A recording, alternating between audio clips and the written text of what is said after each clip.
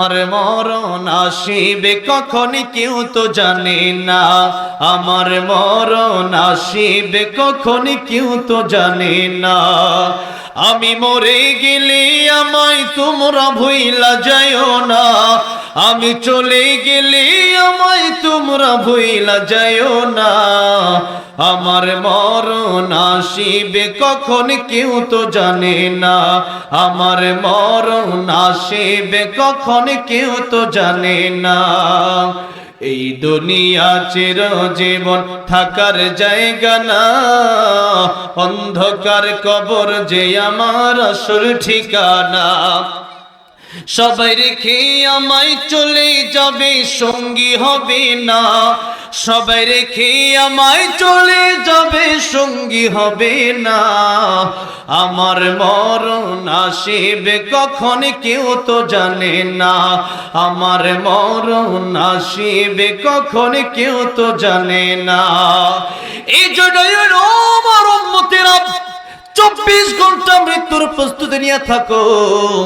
কার কাছে কোন দিন মালাকুল মউত আসে বলা যায় না। নবীর কাছে মালাকুল মউত আসে। নবীজি একটা হাদিস শরীফ শোনাবো, তার আগে এই কথা বলে একটু শুনেন। নবীজির কাছে মালাকুল মউত আসার আগে 3 বার অনুমতি নিলেন। নবীর জান কবজ করার আগে একবার নবীজি যখন ঘরের ভিতরে, তখনই বাইরে থেকে একবার দাঁড়ায় সালাম দিলেন মালাকুল মউত আজরাইল। বলেন আসসালামু আলাইকা ইয়া রাসূলুল্লাহ। ফাতেমা দরজার বাইরে দেখো কে যেন আমার সালাম দেয়, ঘরে ঢোকার জন্য পারমিশন চায়। ফাতেমা রাদিয়াল্লাহু আনহা দরজা খুলে তাকায় দেখেন মক্কা নগরীর মানুষের সাথে যেই লোকের কোনো মিল নাই, মদিনা নগরীর মানুষের, মদিনাতুল মুনাওয়ারার মানুষের সাথে যেই লোকের কোনো মিল নাই। ফাতেমা কে বলেন, ও বাবা জান, ইয়া রাসূলুল্লাহ, ইয়া হাবিবাল্লাহ, দরজার বাইরে আমি কাকে দেখতে পারলাম যার সাথে এই মক্কা নগরীর মানুষের সাথে যার কোনো মিল নাই, মদিনার মানুষের সাথে যার কোনো মিল নাই। ও বাবা, এমন একজন লোক যার মাথা আকাশে, যার পা দুইটা জমিনে। আমার নবী অনেক কষ্ট করে তাকায় দেখলেন নবীজির মাথা মোবারক ব্যথা, বুকে ব্যথা। এরপর নবীজি তাকায় বলেন, মারে এটা মালাকুল মউত আজরাইল, দুনিয়ার সব সাত কর্তনকারী। নবী ফাতেমা রাদিয়াল্লাহু আনহা বলেন, বাবা এই সময় কেন আসলো মালাকুল মউত আজরাইল? নবী বলেন, ও ফাতিমা আসতে যেহেতু আসতে দাও। ফাতেমা বলল, বাবা মনে হয় তোমার জান কবজ করতে এসেছে, আমি আসতে দেব না। নবী বললেন, ফাতেমা তুমি আসতে দাও না দাও, দুনিয়ার মানুষের কাছে মালাকুল মউত আসলে অনুমতি লাগে না। দুনিয়ার মানুষের কাছে মালাকুল মউত অটোমেটিকলি আসতে পারে, কিন্তু ফাতেমা আমি রাহমাতুল লিল আলামিন, আল্লাহ রাব্বুল আলামিন আল্লাহ নিজের ব্যাপারে বলেছেন আলহামদুলিল্লাহি রাব্বিল আলামিন। আল্লাহ যত আলম আছে আল্লাহর সৃষ্টি জগতে, সমস্ত আলমের জন্য আল্লাহ হচ্ছেন রব। আর আমার নবীর ব্যাপারে আল্লাহ রাব্বুল আলামিন কোরআন শরীফে ঘোষণা করে দিলেন, ওয়ামা আরসালনাকা ইল্লা রাহমাতাল লিল আলামিন। রাহমাতুল লিল আলামিন নবী কোরআনে প্রমাণ, আশিক বিনে কে বুঝিবে আমার দয়ার নবীর শান। খারাপ লাগতেছে? একটু মাঝে মধ্যে বলা যাবে না আমার সাথে, তাহলে আমার সহজ হবে আর কি। বলেন না, রাহমাতুল লিল আলামিন নবী, রাহমাতুল লিল কোরআনে প্রমাণ, আশিক বিনে কে বুঝিবে আমার দয়ার নবীর শান। উম্মত বিনে কে বুঝিবে আমার দয়ার নবীর শান। নবী আমার মদিনারি বুলবুল,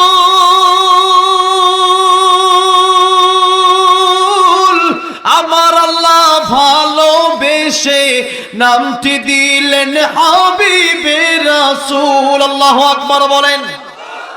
নবী আমার মদিনারি বুলবুল,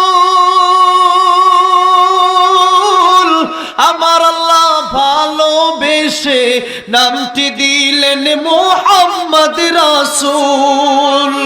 ওই নবীকে ভুল বুঝিলে থাকবে না ঈমান।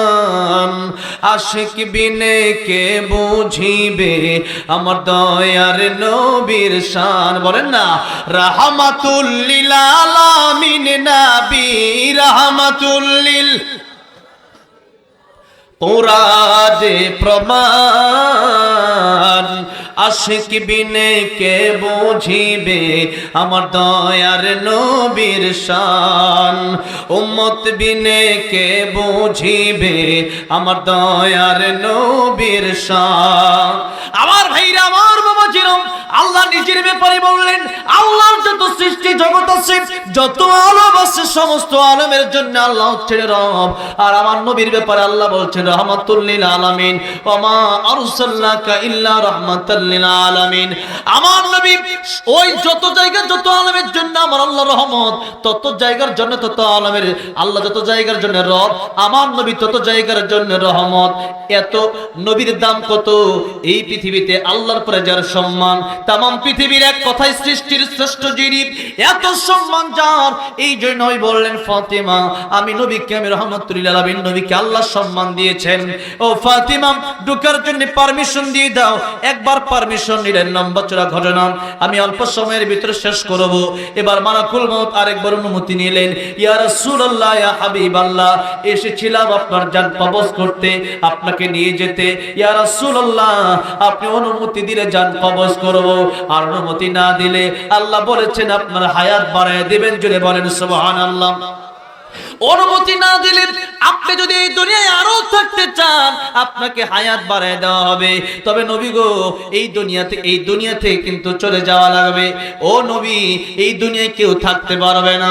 আল্লাহ রাব্বুল আলামিন বলছেন, কুল্লু মান আলাইহা ফান ওয়া ইয়াবকা ওয়াজহু রাব্বিকা যুল জালালি ওয়াল ইকরাম।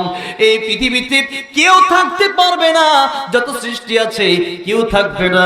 মালাকুল মউত আজরাইল, যে মালাকুল মউত, যে ফেরেশতা আমাদের জান কবজ করে, সেই ফেরেশতাও আমাদের জান কবজ করে, তাতে কি হয়েছে? এই মালাকুল মউত আজরাইলের একদিন মৃত্যুবরণ করা লাগবে। আল্লাহ বলবেন, মুচিয়া মালাকুল মউত, মালাকুল মউত আজরাইল ধ্বংস হয়ে যাবে। ওয়া ইয়াবকা ওয়াজহু রাব্বিকা যুল জালালি ওয়াল ইকরাম, বাকি থাকবেন সম্মান এবং মর্যাদার অধিকারী আল্লাহ রাব্বুল আলামিন। আমাদের কারো বাঁচার কোনো সুযোগ, যত বড় প্রেসিডেন্ট হোক না কেন, যত বড় চেয়ারম্যান হোক না কেন, যত বড় মেম্বার হোক না কেন, যত বড় নেতা হোক না কেন, এই আমেরিকার প্রেসিডেন্ট ডোনাল্ড ট্রাম্প, তার কাছে যদি মালাকুল মউত এখন আসে, সে এত বড় ক্ষমতাধর থাকতে পারবে? জীবন থাকতে পারবে? থাকতে তো পারবে না, কেউ পারবে না। আল্লাহ বলেছেন, আমি সারা দুনিয়ার সব ধ্বংস হয়ে যাবে, সবাইকে মরতে হবে। এবার নবী বললেন, হাত্তা ইয়াতিয়ানি জিবরাইল, ও মালাকুল মউত, জিবরাইল আসার আগ পর্যন্ত তুমি অপেক্ষা করো। জিবরাইল আসলে আমি জানাবো, আমি থাকবো না, যাবো। নবীজি সাল্লাল্লাহু আলাইহি সাল্লামের কাছে ইতিমধ্যেই জিবরাইল আমিন হাজির হয়ে গেলেন। বলেন, ইয়া রাসূলুল্লাহ, ইয়া হাবিবাল্লাহ, কেন ডেকেছেন? নবীজি বললেন, ও জিবরাইল, আমি যাবো না, থাকবো, তোমার কাছে পরামর্শ চাই। জিবরাইল বললেন, ইয়া রাসূলুল্লাহ, ইয়া হাবিবাল্লাহ, ইন্নাকা মাইয়িতু ওয়া ইন্নাহুম মাইয়িতুন। ইয়া রাসূলুল্লাহ, আপনি মরণশীল, আপনার দুশমনেরা মরণশীল, কেউ পৃথিবীতে বাঁচতে পারবে না, সবারই যেতে হবে। নবী গো, সবারই যেতে হবে, কেউ থাকতে পারবে না। নবী চোখের পানি ছেড়ে কাঁদা শুরু করলেন। নবীকে জিজ্ঞেস করা হলো, ইয়া রাসূলুল্লাহ, কার জন্য কাঁদেন? ফাতিমার জন্য, না আয়েশার জন্য, না হাসান হুসাইনের জন্য? নবী ডেকে বলেন, জিবরাইল, আমি ফাতিমার জন্য কান্দি না, আমি আয়েশার জন্য কান্দি না, আমি হাসান হুসাইনের জন্য কান্দি না, আমি কান্দি আমার গুনাহগার উম্মতের জন্য। জোরে জোরে বলা যাবে না আল্লাহু আকবার।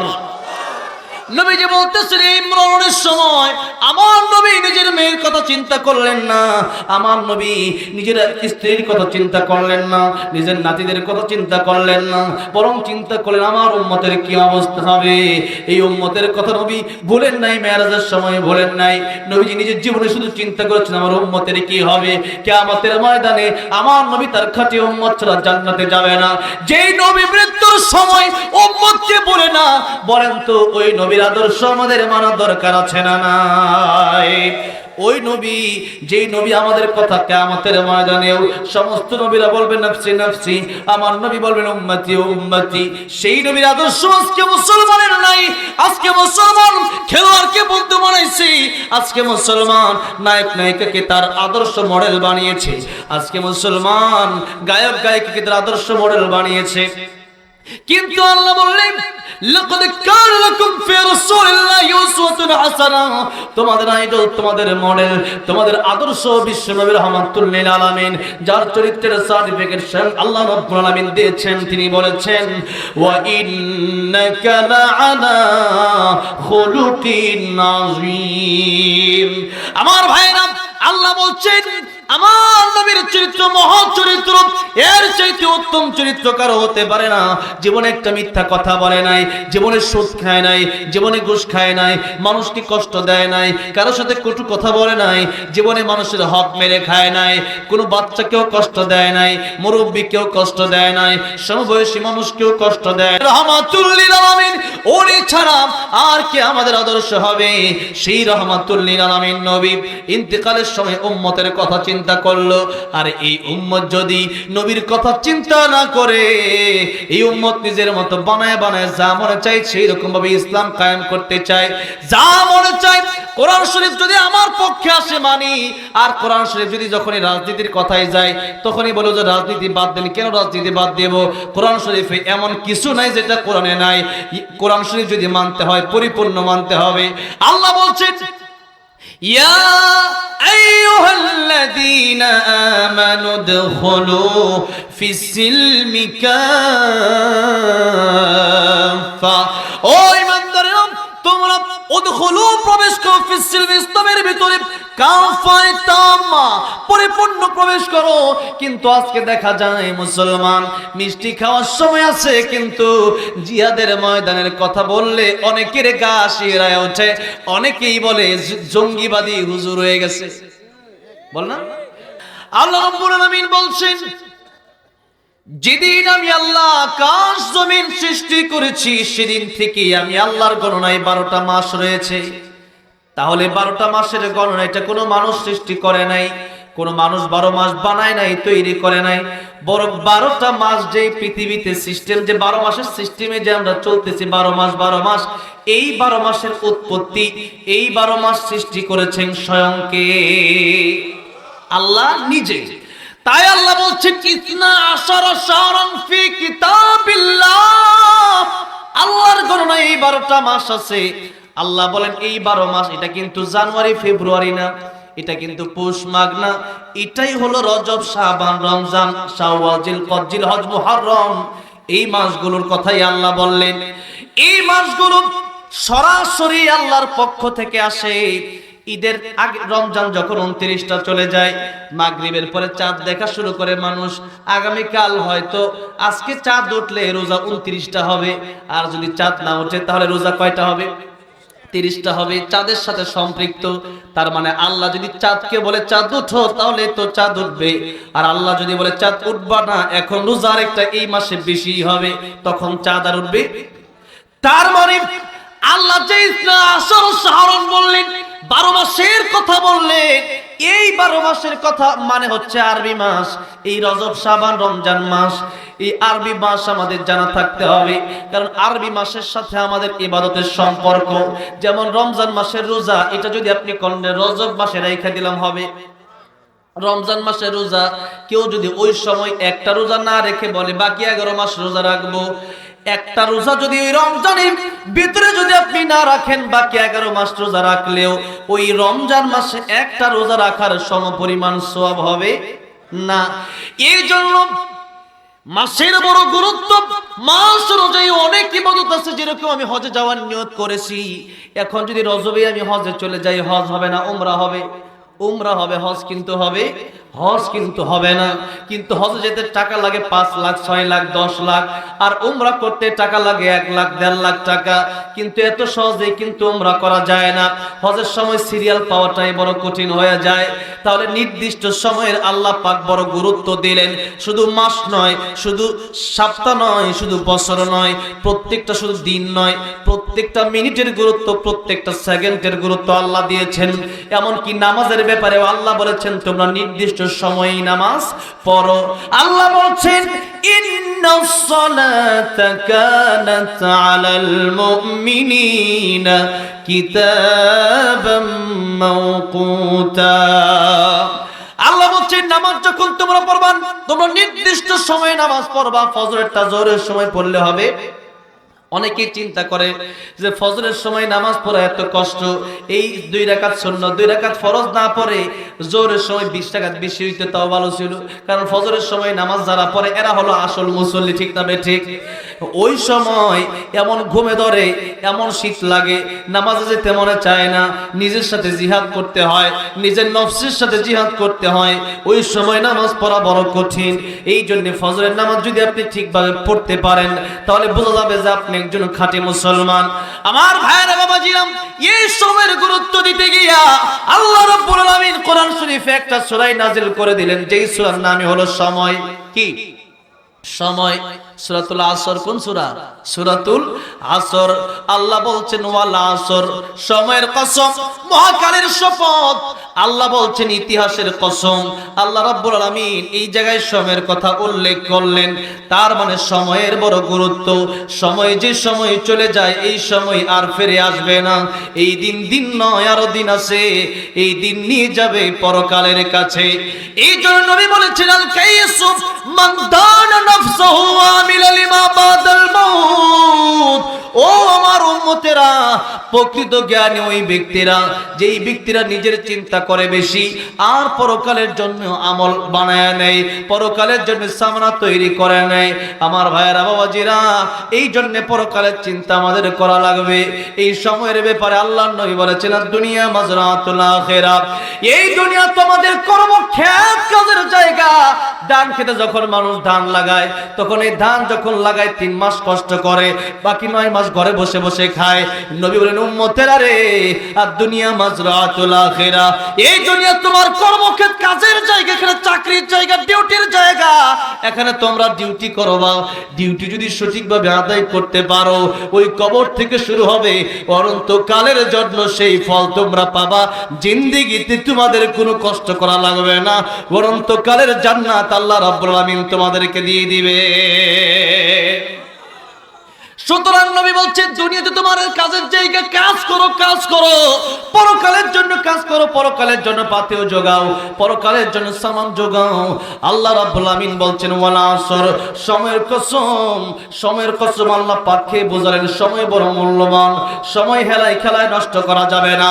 ইবনে কাইয়িম রাহিমাহুল্লাহ বলছেন যে সময় তোমার চলে গেল ওইটা হলো স্বপ্নের মতো, আর যে সময় তোমার সামনে আসতেছে ওই সময়টা তোমার আকাঙ্ক্ষা। নবী বলেন বনি আদম যারা রয়েছে, বনি আদম এদের জীবনে শুধু আকাঙ্ক্ষা আর আকাঙ্ক্ষা, এত আকাঙ্ক্ষা। তাদের একটা হইলে আরেকটা লাগে, 50,000 হইলে 1 লাখ লাগে, 1 লাখ হইলে 10 লাখ লাগে, 10 লাখ হইলে 1 কোটি লাগে। একটা টিনের বাড়ি হইলে এরপরে তার একটা বিল্ডিং বাড়ি লাগে, একতলা বিল্ডিং বাড়ি হইলে 5 তলা লাগে, 5 তলা এই দেশে হলে এরপরে ঢাকায় একটা লাগে, গুলশানে, গুলশানে একটা হইলে এরপরে একটা লাগে মালয়েশিয়া, আমেরিকাতেও লাগে। ঠিক না? ঠিক। অনেক এমপি মন্ত্রীরা জনগণের টাকা খেয়ে গত 16 বছর বাহিরে বাড়ি বানাইছে, কে বানাইছে না? চিন্তা করে নাই পরকালের, চিন্তা করেছে শুধু ইহকালের। এই কয়েকদিনের চিন্তা করে আমেরিকাতে বাড়ি বানাইছে, কানাডায় বাড়ি বানাইছে, লন্ডন বাড়ি বানাইছে। আমার ভাইয়েরা, আমার বাবা জিরান নবী বলছেন বনি আদমের আকাঙ্ক্ষা কবে শেষ হবে শোনো। বনি আদমকে যদি একটা মাঠ ভরে সোনা দেওয়া হয়, সে চিন্তা করবে একটা মাঠ ভর্তি আমার সোনা আছে, আল্লাহ গো আরেকটা মাঠ যদি আমার সোনা হয়ে যেত তাহলে আমার বড় ভালো লাগতো। এই চিন্তা তারা করে। এরকম করে 2টা মাঠ যদি তাদেরকে সোনায় ভর্তি করে দেওয়া হয়, 2টা মাঠ সোনা তারা পেয়ে 3/3 মাস শোনার জন্য তারা পাগল পারা হয়ে যাবে। একটা দুনিয়া তাদেরকে যদি দিয়ে দেওয়া হয়, আরেকটা দুনিয়ার জন্য পাগল হয়ে যাবে। দেখেন না, একটা দেশের প্রেসিডেন্ট আমেরিকার প্রেসিডেন্ট, আমেরিকা শুধু তার হয় না, আমাদের বাংলাদেশের ভিতরে আমেরিকার ক্ষমতা চালাতে চায়, ঠিক না ঠিক? কিন্তু আমরাও বলে দিতে চাই, ও আমেরিকার প্রেসিডেন্ট, আমাদের বাংলাদেশে তোমরা যতই ক্ষমতা চালাতে চাও না কেন, আল্লাহকে ভয় করো। আল্লাহকে যদি ভয় না করো, ইমানদারের বদদোয়া এমন বদদোয়া, আল্লাহ প্রদত্ত আগুন লাগবে, নিবানোর ক্ষমতা তোমাদের হবে না। এই জন্য তোমাদের বুলেট থাকতে পারে, কামান থাকতে পারে, রকেট থাকতে পারে, তোমাদের অস্ত্র থাকতে পারে, কিন্তু দুনিয়ার এই অস্ত্রের দাম নাই। আমাদের একটা অস্ত্র আছে, সেই অস্ত্রের নাম হলো ইমানের অস্ত্র। আমাদের একটা অস্ত্র আছে, সেই অস্ত্রের নাম হলো আমাদের আল্লাহু আকবারের স্লোগান। সুতরাং আমাদের ইমানের পাওয়ার যার আছে, সেই ব্যক্তি কামানকে ভয় পায় না, সেই ব্যক্তি বুলেটকে ভয় পায় না, সেই ব্যক্তি বুলেটের সামনে আবু সাইদ মুগদর মতো জীবন দিয়ে দিতে পারে। কথা বলেন ঠিক না বেঠে? এই জন্য মুসলমান, আমাদের কোনো ভয় নেই, কারণ আমরা জানি দিন নয়, আরো দিন আছে, এই দিন নিয়ে যাবে সেই দিনের কাছে। সুতরাং এই জীবন শেষ হবে না, বরং এই জীবনটা ক্ষণস্থায়ী জীবন। এই দুনিয়া থেকে আমরা যখন চলে যাব, চলে যাওয়ার সাথে সাথে ইমানদার যদি হয়ে যায়, নবী বলেন আল মাউতু তুহফাতুল মুমিন, মুমিনের জন্য মওতটা হচ্ছে হাদিয়া। কিসের ভয়? ভয় কোনো নয় আমাদের, কারণ আমরা ভয় করি একজনকে, তিনি হলেন আমার আল্লাহ। আল্লাহ ছাড়া কাউকে ভয় করি না, কারণ আমরা বিশ্বাস করি ওই কবরে যাওয়ার পরে আরেকটা জগৎ শুরু হয়ে যাবে। নবী বলেছিলেন, কবর রাউযাতুম মির রিয়াজিল জান্নাহ আও হুফরাতুম মিন হুফারিন নার। ও দুনিয়ার মানুষেরা, কবরটা কারোর জন্য জান্নাতের বাগান হয়ে যাবে, আর কারোর জন্য জাহান্নামের গর্ত হয়ে যাবে। সুতরাং আল্লাহকে কেবলমাত্র ভয় করে যদি মরতে পারি, দুনিয়ার তাগুতকে যদি বর্জন করতে পারি, তাহলে ওই কবরটা জান্নাতের বিছানা হয়ে যাবে, জান্নাতের মেহমান হয়ে যাব। সুতরাং আমাদের কোনো টেনশন নাই, বরং যারা এই চিন্তা করে যে কবরে যাওয়ার পরে আর কিছু মনে হয় নাই, ওই মৃত্যুর পরে মনে হয় শেষ হয়ে যাব, অথবা খারাপ কাজ তো করছি, জাহান্নামী তো হয়ে গেছি, আর একটু জাহান্নামী হয়েই যায়, এরকম চিন্তা যাদের, এরাই কেবলমাত্র দুনিয়ার জন্য পাগল, এরাই কেবলমাত্র আল্লাহ বিমুখ হয়ে যায়, এরাই কেবলমাত্র চিন্তা করে এই দুনিয়াতে কিভাবে খাও দাও ফুর্তি করো, দুনিয়াটা মস্ত বড়। এই জন্য মুমিনের চিন্তা এটা হতে পারে না, বরং মুমিনের চিন্তা প্রথম হবে আখিরাত। আখিরাত যদি আপনি চান, আপনি যদি আল্লাহরে চান, মাল্লাহুল মাওলা ফালাহুল কুল, আমার আল্লাহর প্রেমে পাগল হন, তামাম দুনিয়া আল্লাহ রাব্বুল আমিন আপনার পায়ে ঢেলে দিবে। জুড়ে বলা যাবে না আল্লাহু আকবার? এই জন্য কার প্রেমে পাগল হতে হবে? কার প্রেমে? আল্লাহর প্রেমে পাগল হতে হবে। আল্লাহর প্রেমে পাগল হয়ে যান, আল্লাহর ইবাদত করেন, আল্লাহ কেমনে দুনিয়া ফ্রি দিয়ে দিবে কল্পনাও করতে পারবেন না। এই জন্য মুসলমান ভাইরা, আমার বাবাজিরা, বলছিলাম সময়ের কথা।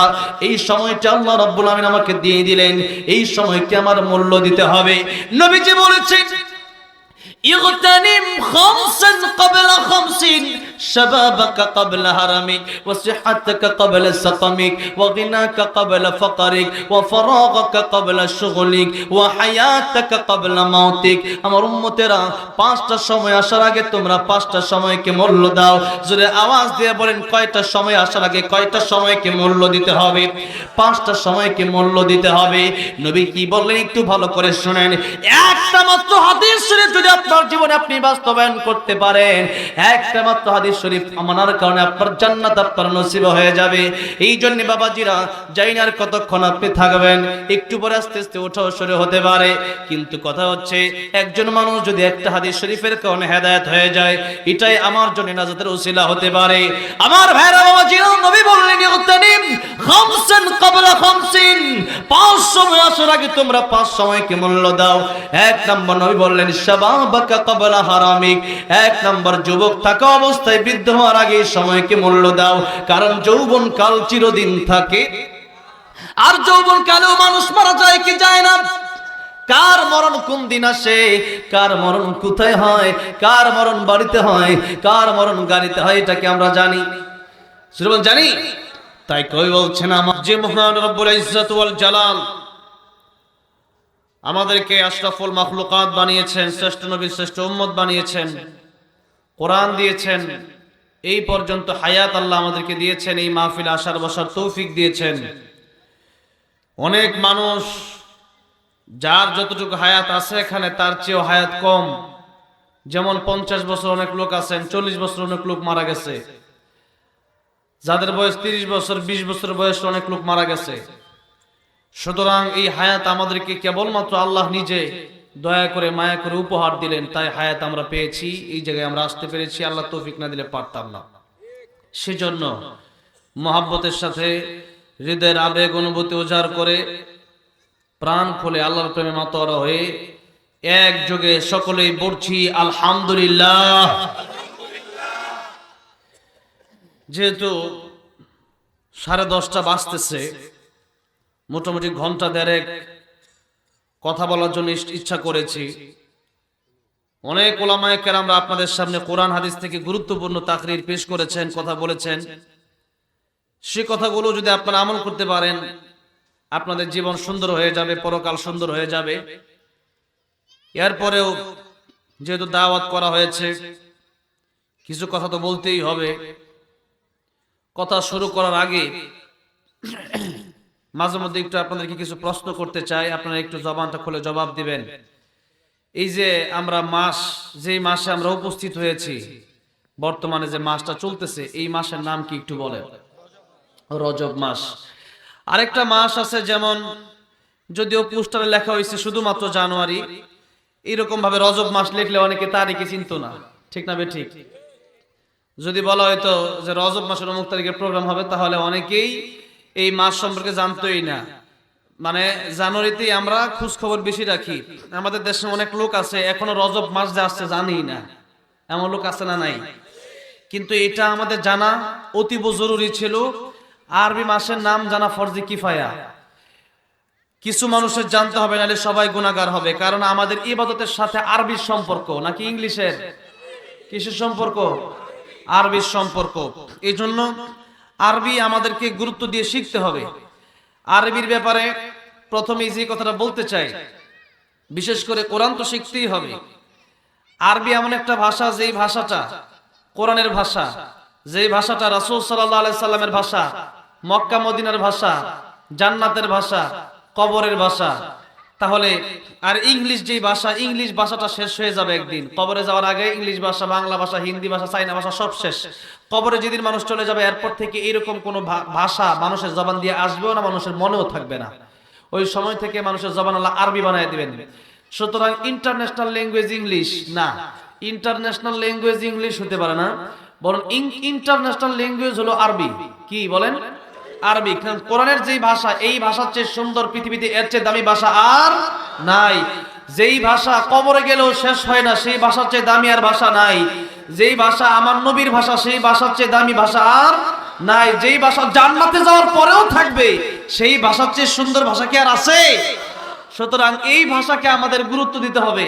তাই প্রথমে যে মেসেজ আপনাদেরকে দিতে চাই, ওইটা হচ্ছে যে আমরা আজকে ইংলিশ নিয়ে অনেক লাফালাফি করেন, তাতে কোনো সমস্যা। আপনি ডক্টর, ইঞ্জিনিয়ার, ব্যারিস্টার হতে পারেন, হন না, তো করি নাই, হন। আপনি দরকার আছে আমাদের মুসলমানদের থেকে ইঞ্জিনিয়ার দরকার আছে, ডাক্তার দরকার আছে, ব্যারিস্টার দরকার আছে, উকিল দরকার আছে, জজ দরকার আছে। তবে কথা হচ্ছে, যেহেতু একটা পরিচয় আছে যে আমরা বাংলাদেশী, আমরা বাঙালি, আছে না একটা পরিচয় আমাদের, যার কারণে আমরা দেশকে ভালোবাসি। আমরা যেমন আমাদের ইসলামকে যেমন আমরা ভালোবাসি সবাই অন্তর দিয়া, তেমন দেশকে ভালোবাসা এটা হচ্ছে ঈমানের অন্তর্ভুক্ত। দেশকে আমাদের ভালোবাসতে হবে। দেশের মাটি রক্ষা করার জন্য যে কেউ মারা যায়, সে ব্যক্তি মুসলিম হয়, তাহলে সেও শহীদ হয়ে যাবে। এই জন্য দেশের জন্য আমরা লড়াই করতে চাই, দেশ আমাদের রক্ষা করতে হবে। আমরা বাঙালি, এটা আমাদের পরিচয়, ঠিক আছে, কিন্তু তার আগে আমাদের সবচেয়ে বড় পরিচয় হলো আমরা মুসলিম। আমরা কি? মুসলিম। বাঙালি হিসাবে বাংলা ভাষা জানার দরকার আছে না নাই? বাঙালি হিসাবে এই যে বাংলা কোন মাস চলে আপনারা বলেন তো? মাঘ মাস। পুষ মাস গেছে, আজকে 2 তারিখ মাঘ মাসের। তো এই যে মাঘ মাস চলতেছে, এই মাঘ মাস, পুষ মাস, এটা অনেকে জানে না, কিন্তু বাংলা মাসের নামগুলো জানার দরকার আছে না নাই? যেহেতু আমরা বাঙালি, সেই হিসাবে বাংলা মাসের নামগুলো জানার দরকার। তবে একটু আমরা যেহেতু রজব মাস সম্পর্কে কথা আমাকে বলতে হবে। এই রজব মাস চলে আসলে রজব মাস নিয়ে একটু কথা বলি। কি জন্য? শাবান মাস চলে আসলে শাবান মাস নিয়ে কথা কি জন্য বলি? রমজান মাস আসলে রমজান নিয়ে কথা কি জন্য বলি? কারণ রাসূলুল্লাহ সাল্লাল্লাহু আলাইহি ওয়াসাল্লামের অভ্যাস ছিল, যখন যেই মাস চলে আসতো, যেই মাসের আগমন হতো, ওই মাস নিয়ে রাসূলুল্লাহ সাল্লাল্লাহু আলাইহি ওয়াসাল্লাম কথা বলতেন, মৌসুম ভিত্তিক আলোচনা করতেন। তাই আজকে আমরা রজব মাস সম্পর্কে প্রাথমিকভাবে কিছু আলোচনা শুনবো, এরপরে আমরা কোরআন শরীফের সূরা আহজাব থেকে 41 নম্বর আয়াত থেকে সংক্ষিপ্ত তাফসীর করার চেষ্টা করব বলি ইনশাআল্লাহ। তাহলে রাসূল করিম সাল্লাল্লাহু আলাইহি সাল্লাম মৌসুম ভিত্তিক আলোচনা করতেন, মাস ভিত্তিক আলোচনা করতেন। তাই আমরাও প্রাথমিকভাবে, যেহেতু এই রজব মাস অনেক গুরুত্বপূর্ণ একটা মাস, এই মাসকে আল্লাহ সম্মান দিয়েছেন, তাই এই মাসের ব্যাপারে আমরা একটু আগে জানবো, এরপরে ইনশাআল্লাহ আমরা সামনের দিকে আগে বাড়বো। আমার ভাইয়েরা বাবাজিরা, এই মাস সম্পর্কে সূরা তাওবায় আল্লাহ রাব্বুল আমিন সরাসরি কোরআন শরীফে আয়াত নাযিল করে জানিয়ে দিলেন।